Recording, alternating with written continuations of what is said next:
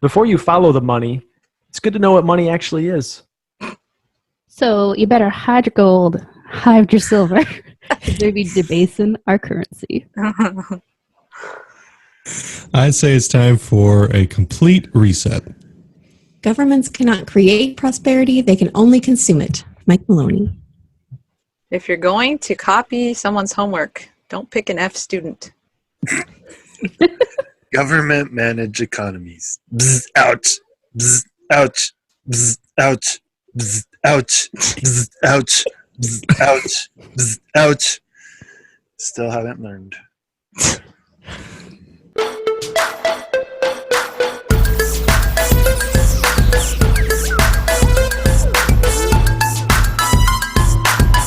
Welcome to the Epoch Podcast, your weekly dose of mental foreplay. I'm Matt. I'm Jen.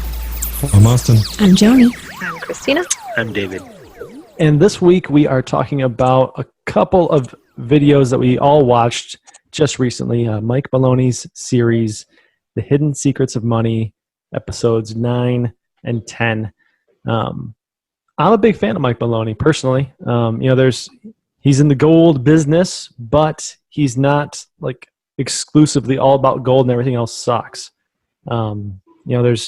There's people in the industry that are like that. I think, for me, I can no longer take Peter Schiff very seriously. Whereas Mike, he's open to everything, and I love it. I don't know. What do you guys think about Mike? For me, Mike is like I have a degree in finance, and there's so much that people don't understand about money and the economics and the economy and how it all works. And I've multiple times throughout the years have shown people episode number 4 of The Hidden Secrets of Money that basically talks about how our current system works and how it's a giant scam. But I love Mike because I've watched him over the years. He does have a passion for helping people understand. And then obviously he believes that if you understand, then you will over time become a much more long-term customer of his for gold and silver and precious metals. And he makes a good case that over time that is kind of what, for 5,000, 6,000 years, that is where the human race has gotten its money, and it keeps coming back to those precious metals. And so he obviously has a slant on what he teaches, but at the same time, I think he stays away from it being his entire motivation. And I love his educational series because he rarely, I think maybe in all 10 episodes, he maybe mentions, his company maybe twice. And it's not in a come buy my wares, sell you hard. It's more just like, hey, if you think what I think you should own some gold and silver. But that's about it. So it's really a kind of a safe approach to educating yourself through somebody who's got a motivation, but it's not necessarily completely. You're scaring the children. Yeah, right. It's not completely in your face with just all these sales tactics and fear tactics and stuff. It's more educational, and I think it's genuine. Well, and I think even in the ones that we watched in 910, he was talking about how different governments were putting different laws and whatever on different companies, and he said that he had to take his company out of California because of these things. And I looked over at Matt. I'm like, "What's this company?" Like, I had no idea. And so I think that in itself says, he wasn't trying to push his own agenda, or at least that's what I took from it, not knowing his company beforehand. Right. And we should probably say this is not an official endorsement of goldsilver.com, but that is his company. It is an endorsement of Mike Maloney. Sure. So, hey, well, wait, can we get an affiliate link going here? maybe. Probably. I actually, I have not really done a whole lot of digging into this stuff, but I looked up a term that they talked about at the end of video number 10, and then I looked up a video on this term, I can't even remember. and OMDBC or something like that.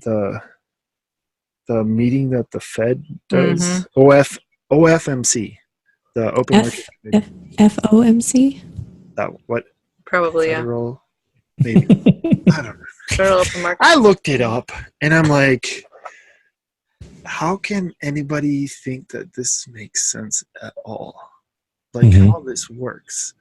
And I watched 2 videos. One of them was actually on Khan Academy, and the other one was some other whatever channel.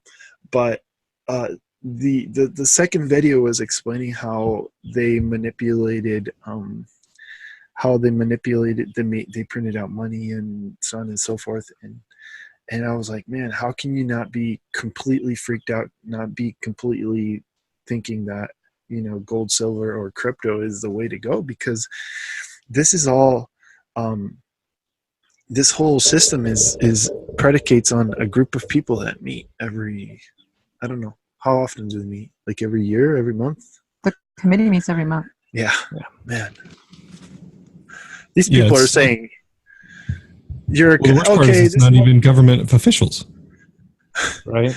And this is a group. It's just economists. This is a group of people that says, hey, you know, this month, I think this month we're going to have a good economy. Let's have a good economy this month. I think they're due for it. You know, really? Holy crap. Before I understood any of this, I'll never forget the day I asked my dad one day when I was younger, I said, who do you think is the most powerful man in the world? And he said, Alan Greenspan. And at the time, he was the head of the Fed. And I didn't get it, but they are the most, because the dollar is the world reserve currency. So the speed of the dollar is typically the speed of the world. Mm-hmm. And so every month you have this table of people that essentially decide what, it is, they make these decisions on interest rates and everything like that, but just, and policy that your average person has no clue that this group of people could completely take away their life savings or change the world in one decision. And they often do. They literally decide how much currency is in the system and the cost of that currency. That's what I wrote down from the video that we watched. And I was like, so the point that they were making was free markets and capitalism aren't failing because we don't have free markets and capitalism, because it's manipulated by these decisions. Right. I mean, there's so many things inside this discussion that if you kind of gloss over them, there are these sentences that if you sat with that sentence and then just thought about it for 5 minutes, you would realize, wait a minute. We've got entire generations railing against capitalism. Capitalism doesn't exist. Capitalism does not exist in our world. It is no different than saying that our government's a democracy. First of all, it's a republic, which also doesn't exist. It's just the whole thing is all it is. The title of the episode 10? It says "Bread and Circus." Yeah. I mean, and it's that reference to Rome when and you can see it in the movie Gladiator. If you remember when. Oh yeah. The emperor takes over and he reinstitutes after, who's the really smart emperor that died? Aurelius. Marcus Aurelius. He dies, his son takes over, played by Joaquin Phoenix, and the first thing his son does is reopen the Colosseum. And their senators, they're talking and they talk about how he knows, the emperor's smart. And he opens the Colosseum because he knows that Rome is the mob. And if you keep the mob busy, you can take their freedoms one by one by one, and they won't notice. Mm-hmm. And he has that whole that kind of cool little speech. I'm going to butcher it, but he says, take their freedoms and they will cheer. Take their money and they will cheer. Take their lives and they will cheer because they're distracted. Mm-hmm. And so this episode 10 is basically showing us, it kind of parallels what Rome did with what the U.S., and it's not just the U.S., it's every country, every major country in the world is doing this. That as we're distracted, there are freedoms and everything. I mean, Patriot Act, just, the rabbit hole gets really deep, really quick. If you take 5 minutes and talk to anybody who knows what they're talking about, you realize, oh crap, this sucks. I mean, Well, it's funny because he made the comment when he was in, I think this is the first video, when he's talking about how Nixon takes this off the gold standard, and he says and nothing happened to him, where he made a comment and they didn't even hang him or something like that. I'm like, what the crap? You're talking about the president here. But if you think about it, that act right there put the whole power of the economy and messing with the economy into the hands of a private system. Basically, you're taking the value of the currency and moving it from something like gold, something tangible, to basically an idea or an opinion of a group of people, and that's where you're putting it, and that's who has the power right now. The power of our economy. They call our currency a lie. There's a section in there where they're interviewing someone, and he's just laughing. He's like, "This is the greatest lie ever perpetuated across the entire globe, that we can just print money with no basis, no backing, and we give it to other countries, and they give us stuff for it." He's like, "This is amazing. And it's just a total lie. The whole thing's a sham." That blew my mind. That was like, yeah. Oh my Lord. Someone's like, when the chickens can come home to roost, when they get wise to this whole situation, or when the whole house of cards just kind of starts to topple, man, it's going to come down hard. Well, in some countries, some areas have. That was one of the questions. I know in the oil industry, it used to be that oil was only traded in the dollar. And didn't that recently change? Yes. Yeah, that's right. And now it's not. So other countries are starting to get wise to it. And it caused a really big shakeup globally in the economies when the dollar wasn't the standard for oil transactions. Yeah, I mean, there's economists who believe that. Oh man, when was that? A couple years ago. What? Wasn't that a couple years ago? It was a couple years ago. I'm all the years are running together. At least in the last 5 years. But that there's economists that will, you can Google, the day the dollar died, and you will find economists basically saying when OPEC decided to deal in other currencies other than the dollar, it's the beginning of the end for the dollar, because that is. So there's so much history that these videos don't talk about. Sure. One of the big ones is Bretton Woods, and the agreements after World War II that made the dollar largely what it was, and then you get Henry Kissinger coming in with OPEC and everything like that makes it even more valuable. And there was an agreement that basically said, look, we'll use the dollar as the world's reserve currency because the dollar is backed by gold.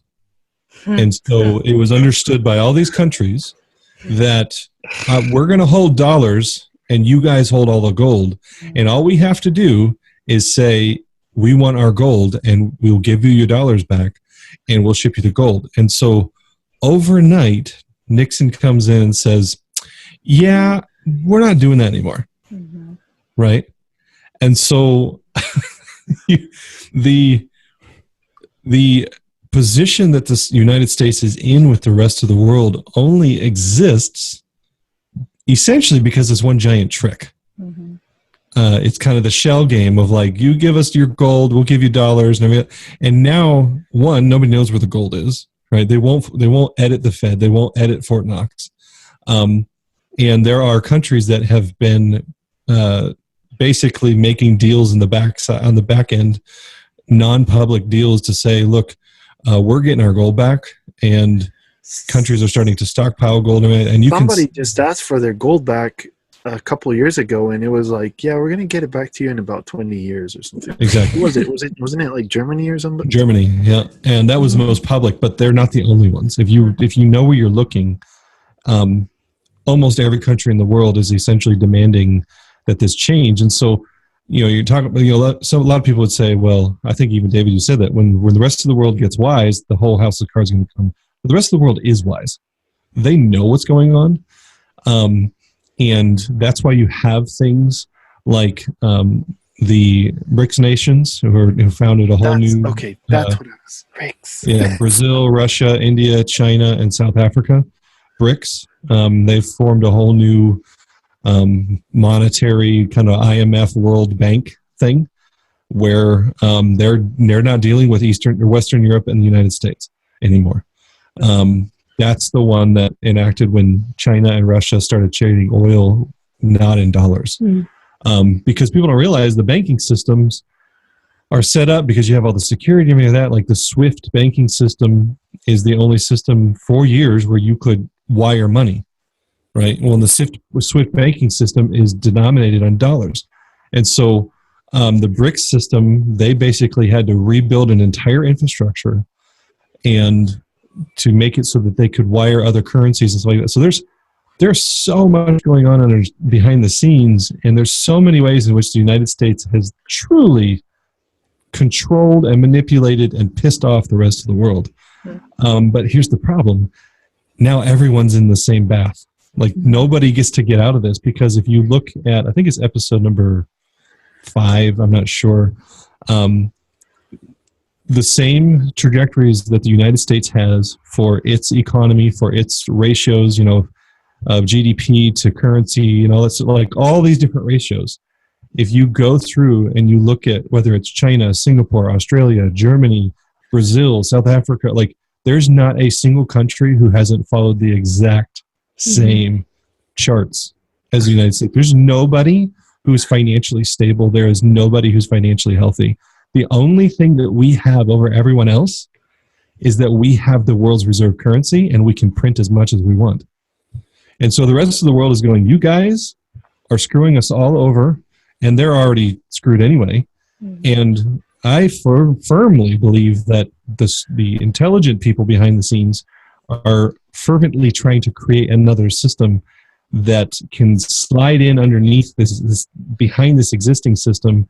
And there have been people on Bloomberg. There's been Christine Lagarde of the IMF has gone public and said, like, different interviews she's done. Like there are public, quiet yet public statements about someday you will wake up on a Saturday morning and the entire global currency system will be reset. They just don't advertise it, but there's a very official people that have said, yeah, we're working on that. Can you explain what a currency reset is? And it's going to be like Nixon, and everybody's like, oh, okay. So currency and money, I mean, heck, who says gold is worth anything? Right. Yeah. You can't eat it. You can't wear it. Well, I guess you can wear gold, but you can't like shelter yourself with gold. And it doesn't give you the necessities of life. So even money, which episode 1 of Hidden Secrets kind of describes the difference between currency and money. I highly suggest watching that. But we don't have money, we have currency, right? And currency, by and large, is fake, and money is real. But either one of them only exists because we believe in it, right? If I believe, and I put this in my article, if I believe that you can buy my used toaster for $20, then that $20, I believe that this toaster is worth $20, or $20 is worth a toaster. A toaster is a real tangible item you can actually do something with. If I don't, and I believe it's worth $40, then it's still about belief. So we know that on a macro level, on a micro level, that anything's only worth what you're willing to pay for it. And what you're willing to pay for it is all about belief, and it's an exchange of value. Well, let's go macro with that. That a global currency reset is essentially, right now, we all believe that the US dollar is a world reserve currency, that the value of the dollar to the yen, or the dollar to the yuan, or the dollar to the Russian ruble, or whatever, that there's roughly, we all kind of have this belief system in place. Yet, underneath it, we all know it's bullshit, right? And so the question is, are we just going to, we all just believe the bullshit, or are there people starting to realize this is unfair? The United States is literally controlling the world and has the world by the balls, and the rest of the world is not a big fan of it. So the global currency reset, in the easiest way I could say it, is behind the scenes, I believe there are people making agreements about, and based on different metrics, there's different theories about what they're doing. But in essence, that one day we will wake up and all the powers that be will have a new belief system, i.e., a new set of values for whose currencies are worth what. And a lot of the theories include that the debts of all the nation, the world's debt will be just kind of wiped clean, and they'll figure out ways to kind of handle some of that.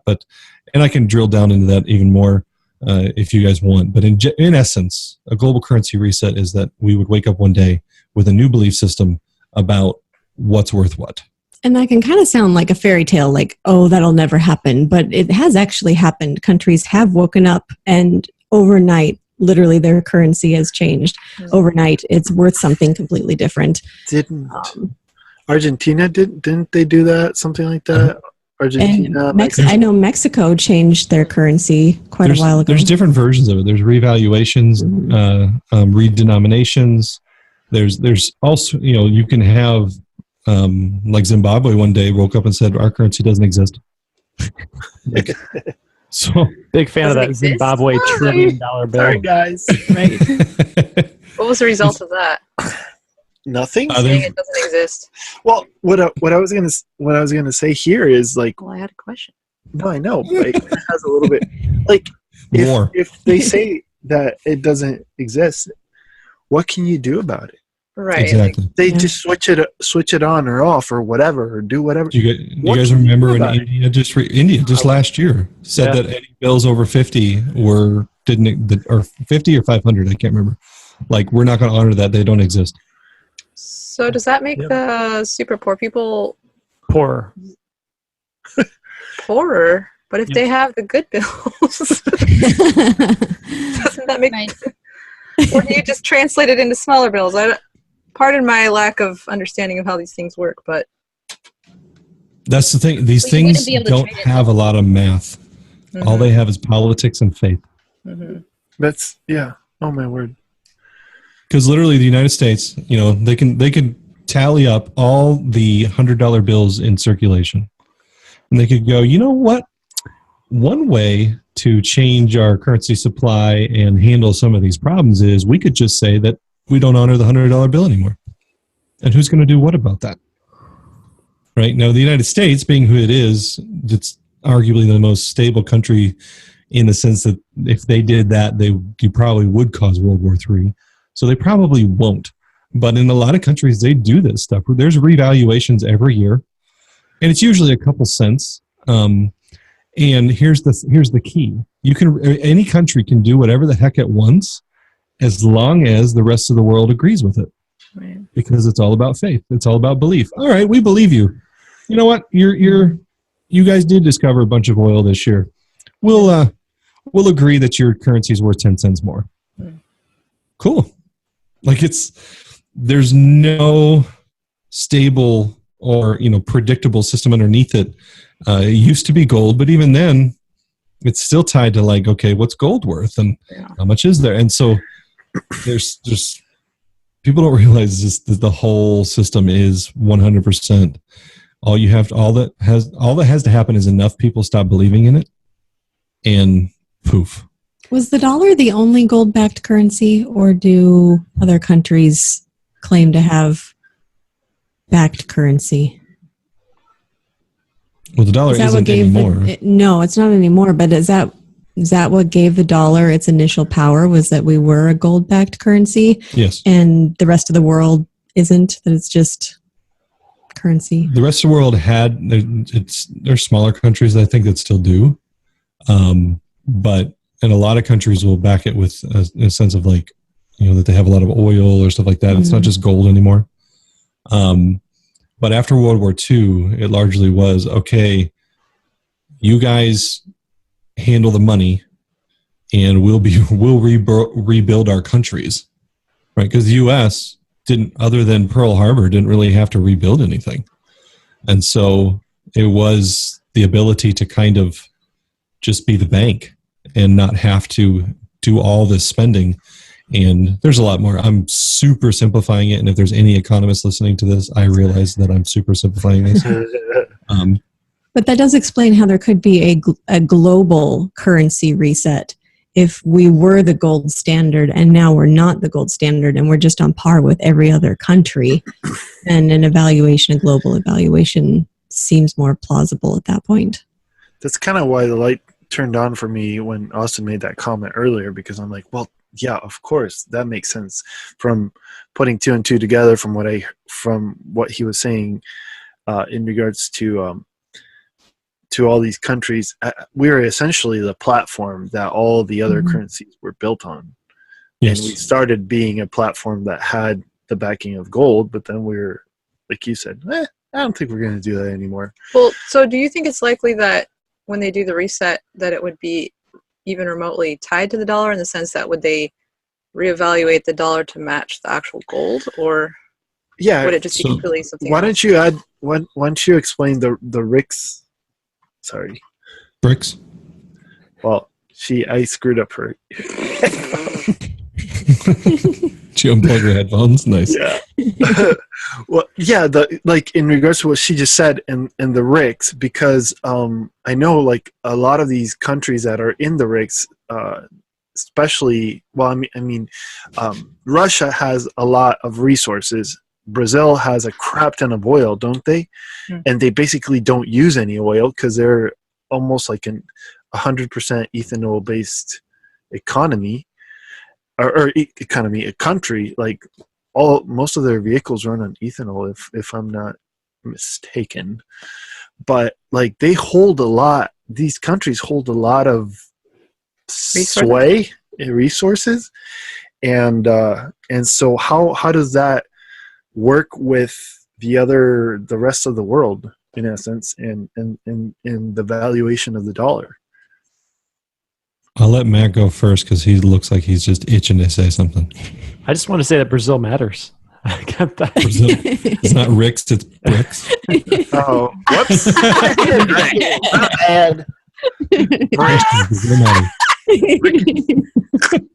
Brazil matters. All right, so this audience already knows I'm the bona fide conspiracy theorist.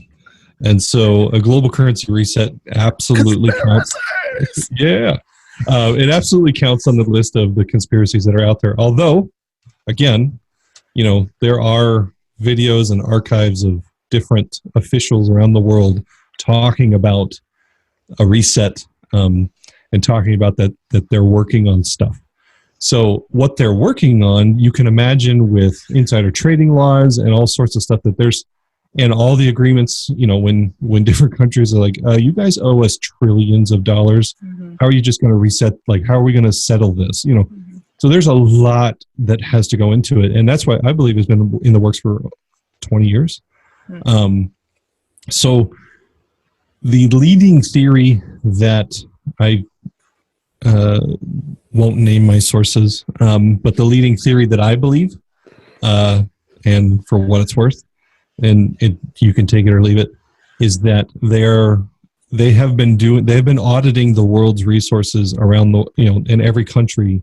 Essentially, we can pretty much know what kind of oil reserves countries have, gold reserves, platinum, precious metals, farmland, the different things that, though it's not just gold and silver anymore. It includes gold and silver, but it also includes, farmland and stuff that has the value. So, assets is basically the big word for it, and that they are working, that the system will be asset backed. So it's not gold backed, but that it will be asset backed. Okay. And then that mixed with some fancy math with the debt, population size, the ability for a country to actually capitalize on those assets, and kind of, again, it's a fancy math that it may not even exist. I may just be spouting off another conspiracy that is not true, but it does make sense to me that if you're going to go with a more global system, because think about it, guys, like until the internet and phones and airplanes and trains, like this is relatively new for the countries of the world to consider this, the assumption that they're going to be doing business together, right? I mean, back in, for thousands of years, it was at best a couple countries away.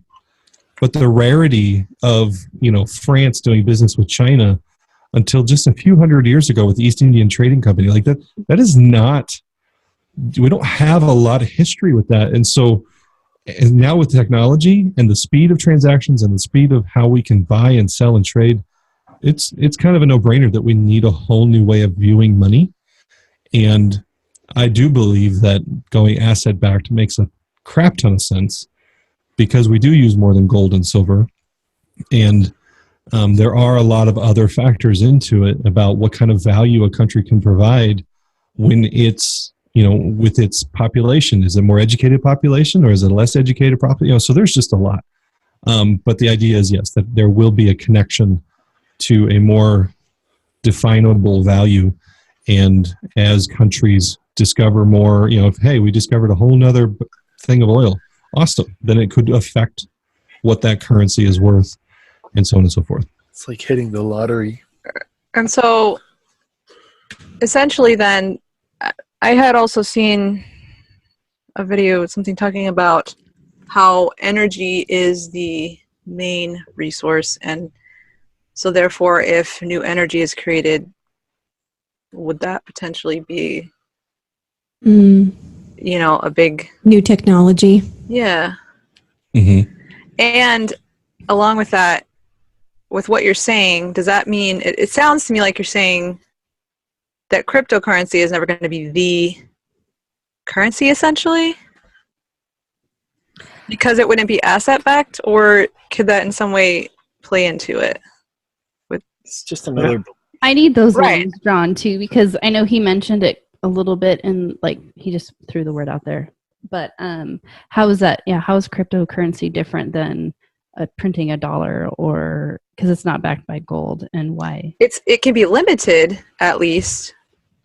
You can't just print. I mean, depending on the currency, correct? That it's a limited currency, so it's always going to be. You're never going to print, quote unquote, print more of it, depending on the currency, right? Yeah, definitely depending. However, it's not. You couldn't consider it asset backed, though, correct? Well, it depends what asset you're talking about. I mean, electricity and supercomputing power are definitely assets. Okay, but that's. Yeah, I don't know. There is a cryptocurrency that was backed by electricity, wasn't it, or something like that? I can't remember. Yeah, and some of the cryptos are backed by gold too. So. Okay. Yeah, really. That's the thing. So cryptocurrency is more, in my mind, in this discussion, the idea that we would get away from, over time, completely get away from coins and paper and get to a more digitized system. But the question is, where's the value coming from? Right. And I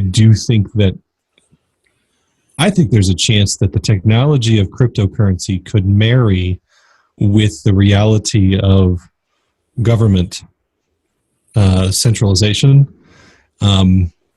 which, of course, cryptocurrency purists go into convulsions when they hear that. But Right. That's where the government's trying to go. I mean, they're going to try to, and if they don't, they're going to regulate the crap out of currency, cryptos, which they're threatening to do and kind of doing. And Matt would know way more about that than I do, but I just think it's a really interesting idea because currencies have been used like weapons in the past, especially when wielded by the U.S. And so I'm curious, if there was to be some sort of blockchain-based currency that was not, sovereign to a nation state, like how that changes things, like if that's even a possibility, or if it would purely just be something that central banks would issue, and then it'd be the same game under a different name, essentially. Well, in the end, it's the rare person who's going to die for $1 million, right? Or $1 billion, because in the end, the one with the gun and who has a bullet is going to have more power than the guy with $1 billion of any currency. Mhm.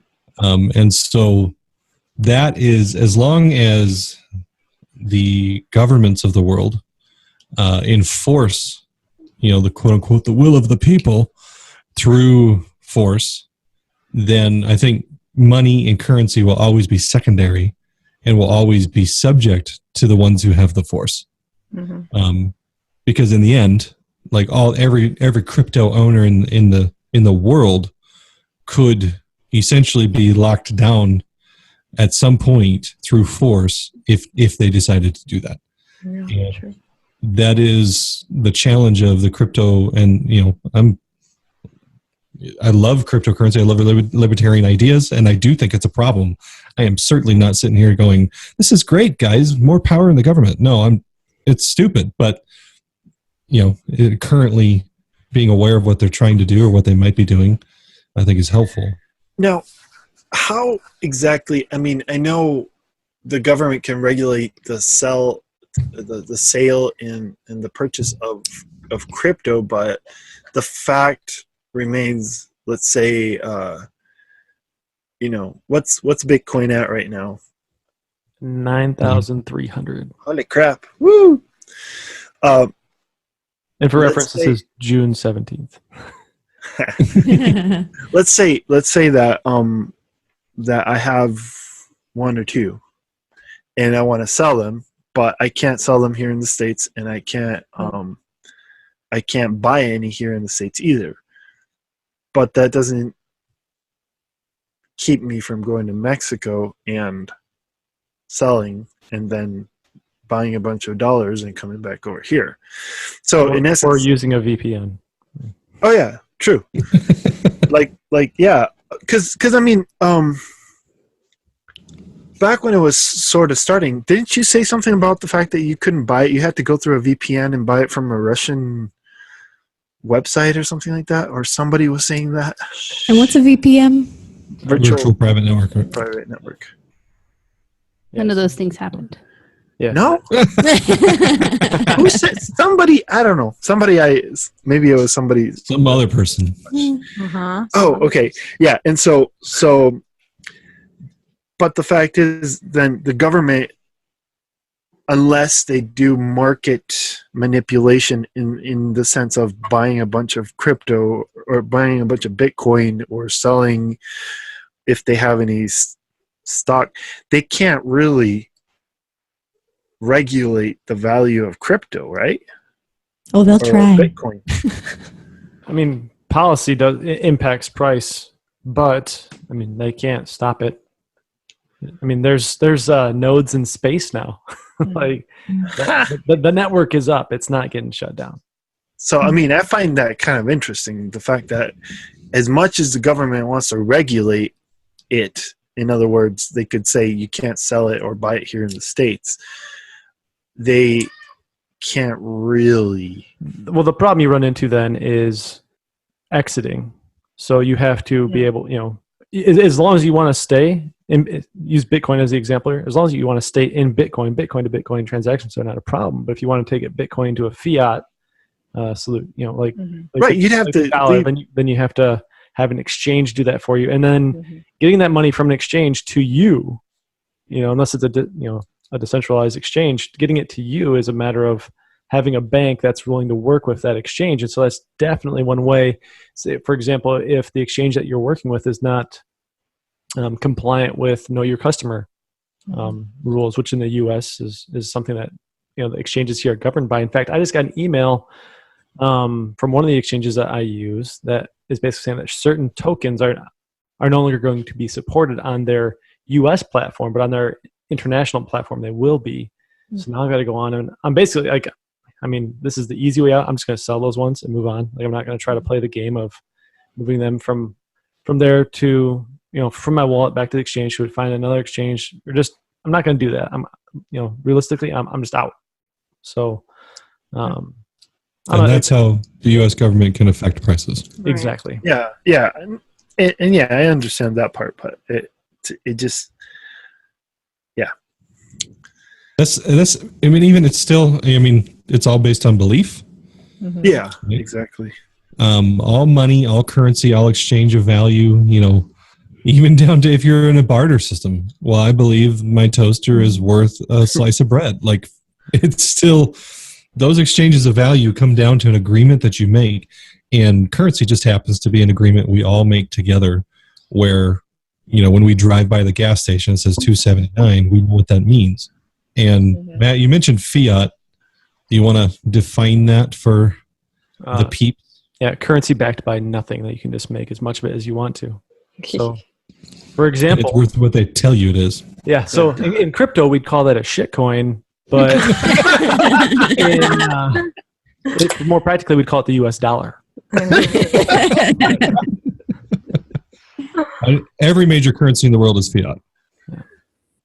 And fiat is that's a Latin word for like, so let it be written. I think, I don't know. Crappy car? Oh wait, no. That's what I was going to say. No, but it is. Yeah, it's essentially it is what the powers that be tell you it is worth. She's looking it up. Fiat definition. And a formal authorization or proposition, a decree. So yeah, just an order. Yeah, by decree. Mm. It is because we say it is. Yep. The king's poop is worth $1 million. He's the golden goose. Oh boy. Yeah. It's literally. Oh wow. So. Oh my word. And I did want to sneak in real quick. Another example, to answer Austin's question is like, Binance is a cryptocurrency exchange. It's perhaps the biggest in the world right now, I think, by volume. And it basically has put out an email saying that they're no longer servicing U.S. citizens because they do not want to comply with the regulations. So, that's going to be a problem for some people. Oh my gosh. Right. So back to the videos. Yes. Which I didn't mean for this whole thing to go global currency reset. I do think the videos can totally logically lead to that, like, we're heading in a bad direction. But the videos 9 and 10 of the Hidden Secrets of Money, they parallel the journey of Rome back in its fall, and the different decisions that were made over the course of however many years, and kind of parallel what the United States has done, how it started as a republic, how its currency was gold backed, that it was owned by the Treasury, not the Fed, all these different things and all the decisions that have been made over the years to essentially degrade the U.S. currency and therefore the U.S. system. I'm curious if you guys had any insights or things that you feel like surprised you or you didn't know, or Okay, yes. So that was my hook reference was how weird it is how much the U.S. copied Rome down to, and I don't think obviously they were trying to pattern it after them, but down to the way that the stuff that they put on their coins. It used to be stuff like liberty or I don't know, different things, symbols, and like pictures of animals and stuff. And the U.S. it was the same. It had different things, and then in Rome they started putting emperors on the coins, and here we started putting presidents on the coins. And to me, it was almost like kind of mirroring a subtle shift in the way we thought about money, maybe even, or like the energy behind it. And I just found that really interesting, how ridiculously much the U.S., the way that it's mirrored that system that sucked and got destroyed. Mm-hmm. I thought it was interesting that, and we haven't done this yet, but how they snipped the coins as like payment or whatever. And So blended them all together. There's an infographic timeline on Mike Maloney's site that shows that rather than coin clipping, what the U.S. did was change the size of goods sold. So like we shrunk servings. Essentially. Yeah, servings. Oh, but totally. I mean, if you look at a quarter, for example, the ridges on the side, like those exist so that you can tell if people are clipping. Well, and we used to have silver dimes, and now they're just silver coated. So. Right. That's why you hoard all your coins from before 1970. Well, I think the largest coin clipping exercise that was ever undertaken was known as quantitative easing. You're going to have to define that, I think. Right. So Oh man, when was that after? Was that after 08? Yeah. Yeah, it was after 08, the collapse of 08. The collapse that they didn't call a collapse. It was the Right. big solution. Right. Have you guys, you probably haven't. Most people have, like the Great Depression, right? Mhm. There's metrics that they use for employment rates and, the GDP and everything like that. Do you realize, like, multiple times since then that we have hit those same metrics? They just changed the math. Right? Great. And so they don't count certain things, like the unemployment rate. If they used, it was during, I want to say it was the first bit of Obama's reign that they were doing the unemployment numbers, and well, he had changed the math again, and so did Bush, and so did Clinton, and so did Bush. Like, so it's not just Obama, but I just remember very specifically listening to someone kind of go over, like, if they used the same formula that was being used when Carter was president, that the unemployment rate was 2% worse than under Carter, and Carter did not get reelected largely because of the economy and employment and all that stuff. And it was like 13%, but they changed the math, and we're at like 3% now. Like, and it's so back in 08, if you look at the metrics on certain things, not everything. I mean, there's so many different metrics, but very, very similar to the Depression.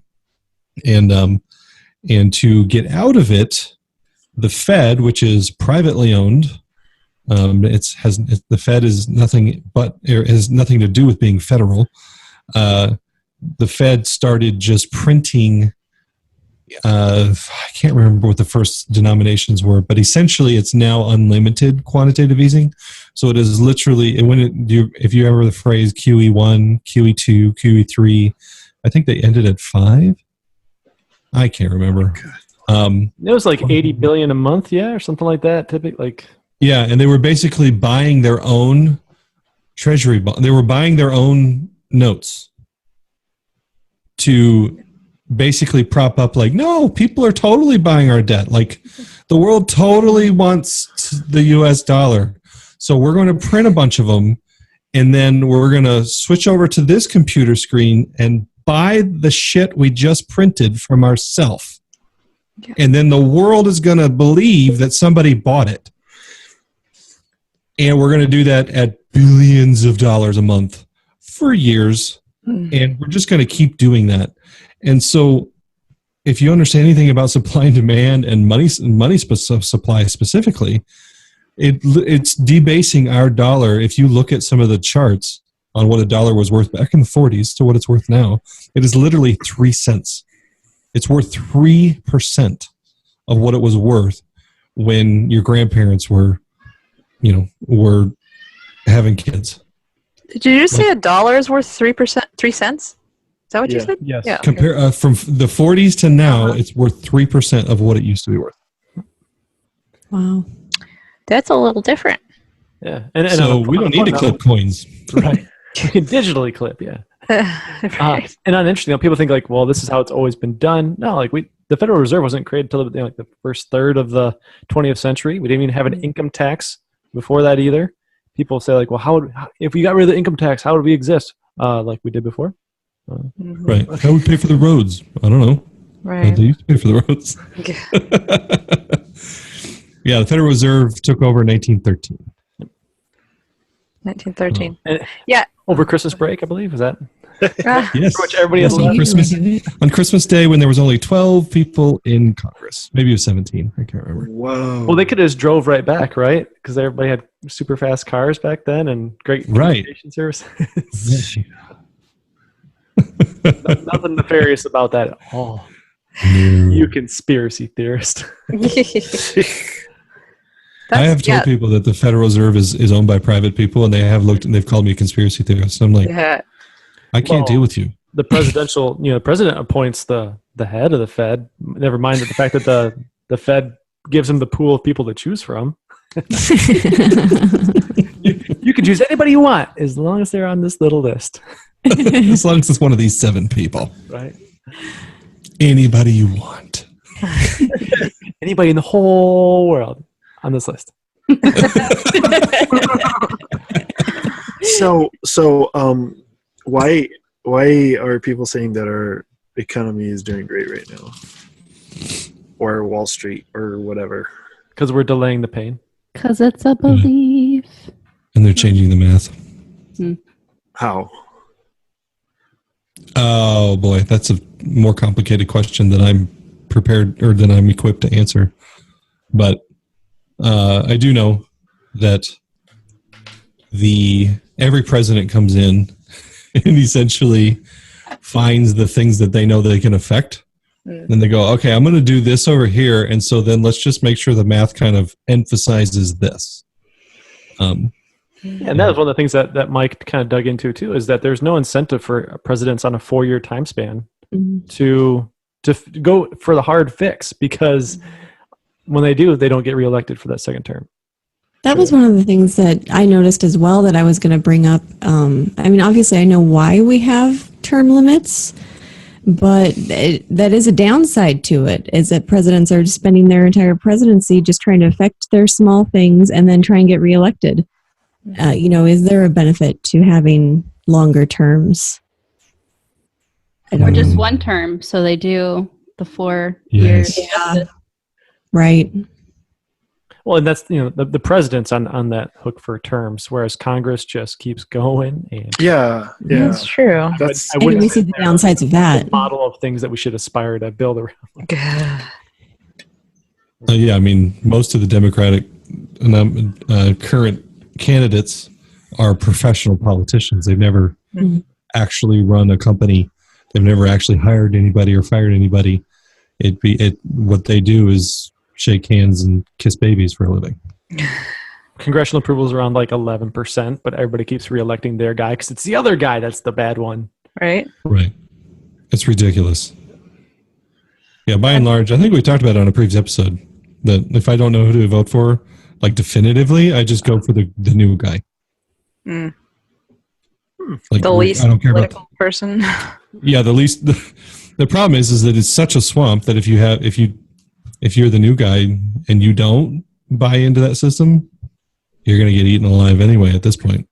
It's kind of crazy. I was listening to a podcast last night, and the guy said that he's been around politics for a while, and he says that he has not seen a single politician that has maintained his morals, basically Values. Yes. The whole since he became elected, and Basically, the longer the longer they've been in politics, he has not seen a single politician on either side that has maintained his morals. Well, except for my guy. Right. Because to get anything done, you have to play the game. Exactly. I think people go in with good intentions, and then they realize, oh, this is all This is how the it game. works. And if I want to do anything, if I want to keep any of my promises, I have to play the game. So that's how it goes. And then we have the whole revolving door, which I put a name to it finally with this video. The revolving door, what is it, in politics or whatever? Yeah, and lobbyists. Lobbyists, where they go in and they just, when they go in and make the decisions or vote or propose whatever, and then when they come out to some very cushy job and make a crap ton of money, and we're good to go. Have you seen that meme? I don't know if it's a meme, whatever, but like Trump, one of the first people to go in as a billionaire, right? And they want to check his taxes, and then like most of the politicians go in relatively poor and then come out as billionaires, like, but we're not going to check their taxes, like. That's a good point. Can you explain to me actually about the Fed not being audited? Or did you say something about that? Well, Congress has to approve it, and Congress gets enough gusto to get it done. Has it been tried? Have people tried to do that? Well, I know Rand Paul for sure was probably the most recent one to champion it. Maybe his dad was before that, but didn't he filibuster that? he did have a good filibuster. That's probably on that. I thought it was on the audit the Fed, wasn't it? Yeah, I could be wrong. See, it's amazing because none of this stuff like makes it to the mainstream at all. Nobody knows. Well, honestly, this stuff, by and large, tends to be kind of dry and boring and over people's heads, largely. And so you have to really care and want to understand it in order to bother, I feel like. But just think about it. Like, you could be having a bunch of the king's crap in your bank account next tomorrow. But see, people don't. Do. Which is funny that you said Obama's reign. Was that on He purpose? chose his words. So, I mean, if you think about it, yeah, I'm sure if people understood that tomorrow, they might wake up and they might say, oh, crap. Look at all the crap. And then... but it goes back to the belief. People don't really believe that it's a problem. So... Bread and circus. Right, exactly. Being entertained. That's the majority of people want to be entertained. Well, we're coming up in about an hour right now, so maybe it's time to go around the circle and get your closers in here. Definitely. That's already an hour? Wow. By the time we wrap this thing up, we'll be about there. How time flies. I would say that while some of the things that we talked about today might be boring and slow for some, check out those resources from Mike Maloney, because they aren't, and they're very informative, coming from someone who's got a very low-level interest and knowledge base on this topic. It's good to be informed and plan your life accordingly, and know that there is a little bit of circus and entertained, and his videos talk about it through our drug prescription ads constantly, and the social media zoning out that more often than not a lot of Americans are doing. And so be mindful of those things, and how can you make the little changes throughout your day to make a bigger difference and impact in your world. I would add, thank you for letting me do tons of talking on this one. I didn't mean to. But, global currency reset, all that stuff. You Google it, you'll find it is largely a conspiracy theory. What you end up having to do is you do have to end up educating yourself a bit, and then just start thinking about the fact that the world is not asleep to this. Politicians are not asleep to this. Major companies and businesses are not asleep to this. Banks are not asleep to this. This isn't, so there is something going on. There's something behind the scenes. And to me, of all the videos that Mike has, number 4 is the one that you should definitely not miss. And it describes essentially the current system and the fact that it is a complete and utter scam that is robbing you and us of the number one, because wealth is not money, right? Wealth is your time and your freedom. Mm-hmm. And that is the thing that the government cannot create. It can only take it. It can only consume it.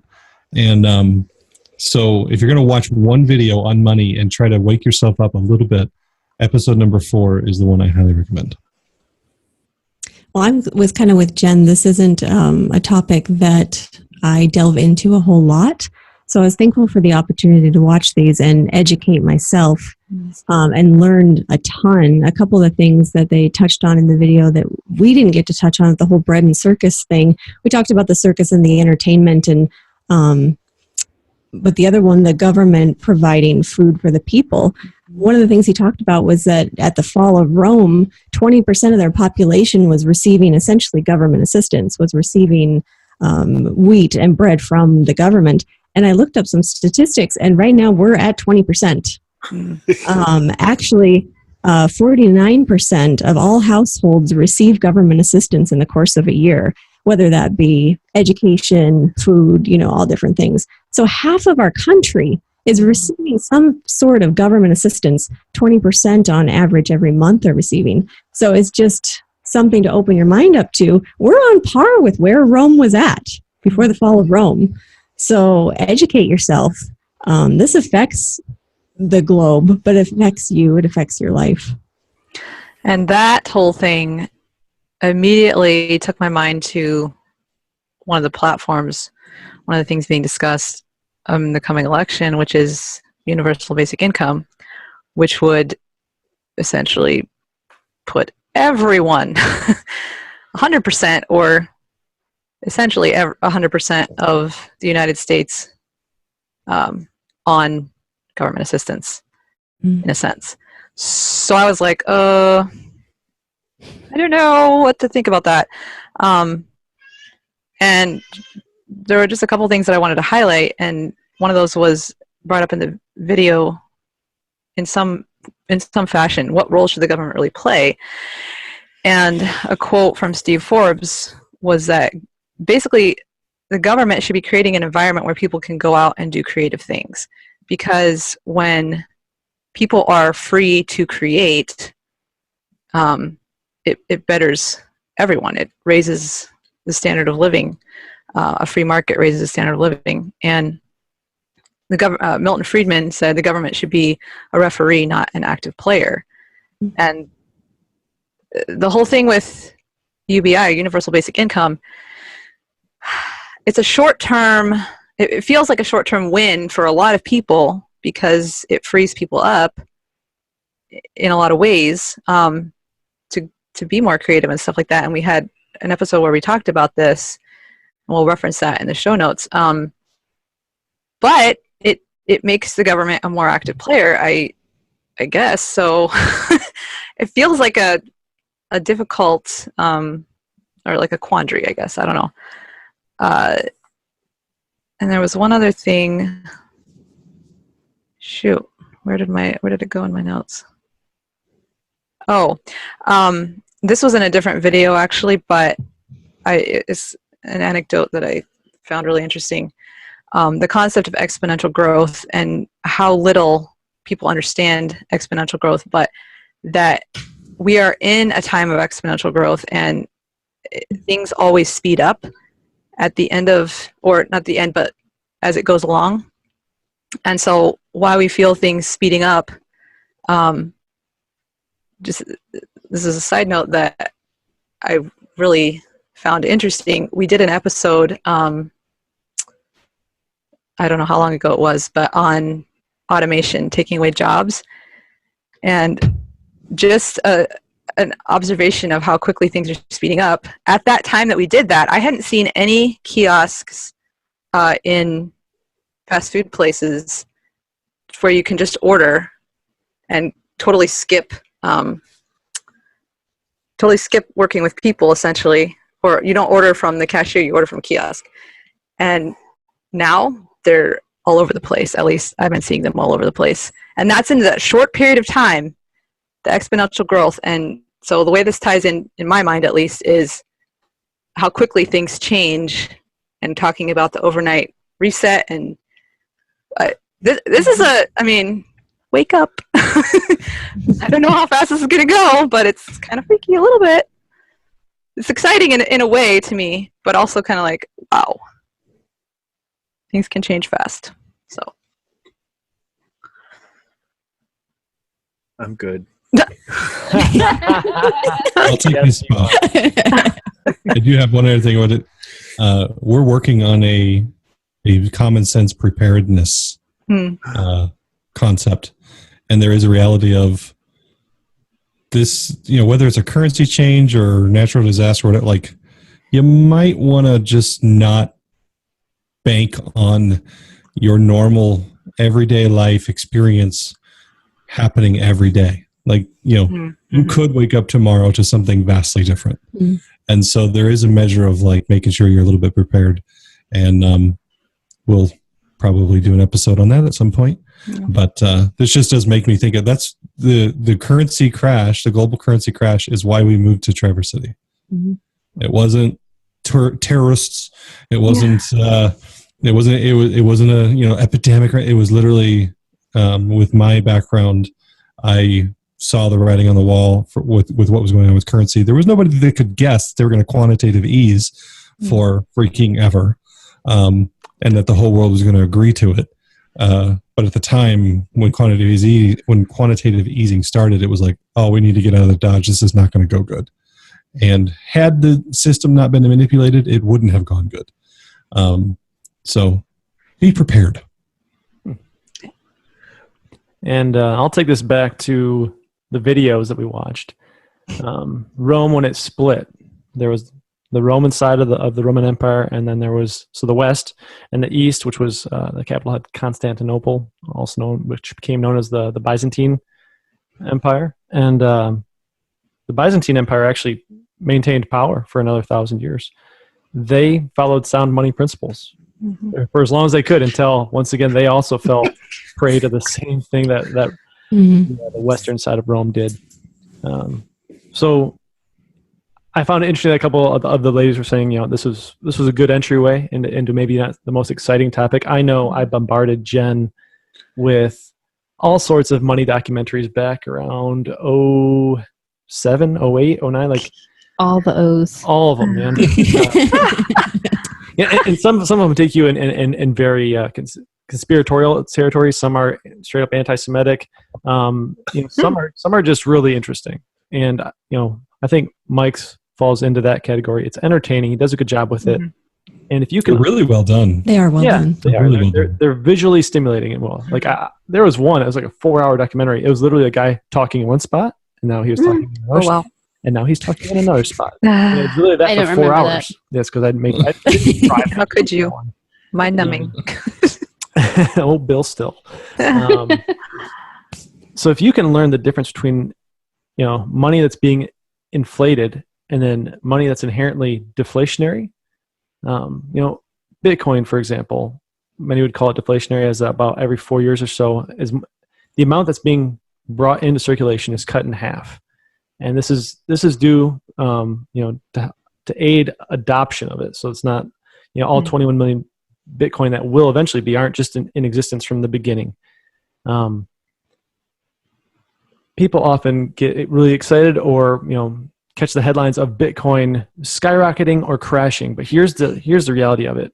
Bitcoin is consistently profitable to hold on a 6-month timeline, on a 1-year timeline, on a 2, 3, 4, all up to almost 10 years at this point. It's a good hold. So holding on to deflationary assets, whether they're a cryptocurrency, whether they're maybe just sound assets like silver and gold. Silver's kind of manipulated, but that manipulation's kind of come to a crunch right now. Gold's kind of the big player, but again, there's a lot of paper gold out there. So there's so many areas that this can benefit you in. It's worth the time invested to learn and set your family up for, whether things continue to go on forever as they are, or if they, you wake up one morning, everything's different. This is something that you want to know about regardless. So that's why less money's not important to you. Which I think is so funny that so many people build their lives around making more money, but they don't even know what it is. Right. Well, and they sacrifice their time and freedom. Absolutely. Right. Very true. So that's why we made this a conversation worth having. We primed it for you. Go ahead and check out these videos on our site. And I don't think you'll regret it for a second. You can check us out on Patreon, on the social medias. Patreon's got some cool little extras if you're interested in supporting the show. And feel free to drop us a line, throw a question at us. We're all ears. So thanks for joining us. And unless I've missed anything, we up out of here. Bye. See ya. Bye. Later.